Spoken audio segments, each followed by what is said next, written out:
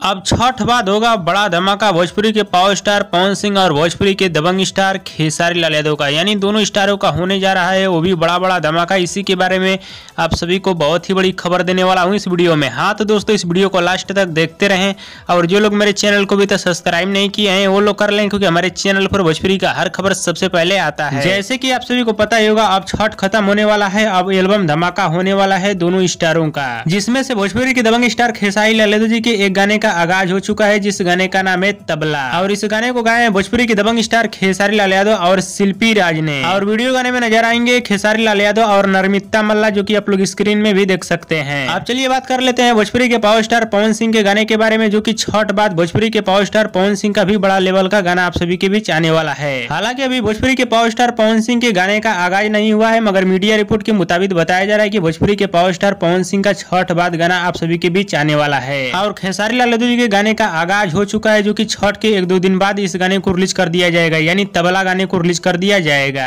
और पवन सिंह के नए एल्बम गाने को रिलीज किया जाएगा छठ पूजा के 10-15 दिन के बाद। और दोनों स्टारों का गाना बहुत ही कमाल का और जबरदस्त गाना होने वाला है, जो कि फोटो से ही मालूम चल रहा है। हाँ तो दोस्तों ये रहा भोजपुरी के पावर स्टार पवन सिंह और भोजपुरी के दबंग स्टार खेसारी लाल यादव, यानी दोनों स्टारों का छठ बाद होने वाला है बड़ा धमाका। और फिर उसके बाद नया साल का भी गाना आप सभी के बीच आना शुरू हो जाएगा, यानी दिसंबर महीने से नया साल का भी गाना आप सभी के बीच आना शुरू हो जाएगा। लेकिन फिलहाल में आप सभी के बीच 1-2 एल्बम गाना छूटेगा, तब उसके बाद नया साल का गाना आएगा। हाँ तो दोस्तों आप लोग किसके एल्बम गाने का बेहद इंतजार कर रहे हैं हमें नीचे कमेंट बॉक्स में जरूर बताइएगा। और हमारे इस वीडियो को आप लोग पूरा देखिएगा, तभी आप लोगों को पूरी बात समझ में आएगी। और दोस्तों भोजपुरी के पावर स्टार पवन सिंह और भोजपुरी के दबंग स्टार खेसारी लाल यादव जी का वीडियो पसंद है तो ज्यादा लाइक करे, कमेंट करे, शेयर करे, सब्सक्राइब करे।